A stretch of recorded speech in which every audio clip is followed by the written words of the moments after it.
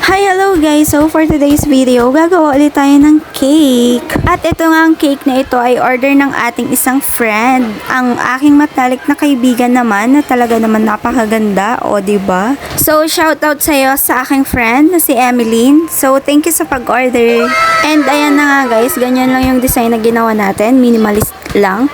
So ang size ng cake natin ay 5 by 4.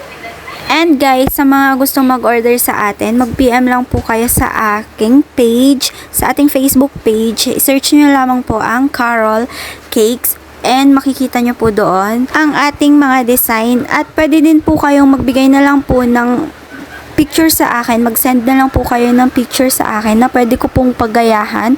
And syempre, depende po sa design yung price natin. So, balik na tayo dito sa cake. So, ang cake na ito ay pang gift naman niya. Hay nako, mapapasana all ka na lang talaga. So, ayun na nga guys. So, muli, thank you sa lahat ng mga nag-order sa atin. And guys, please do follow, like, and share naman ang ating Facebook page.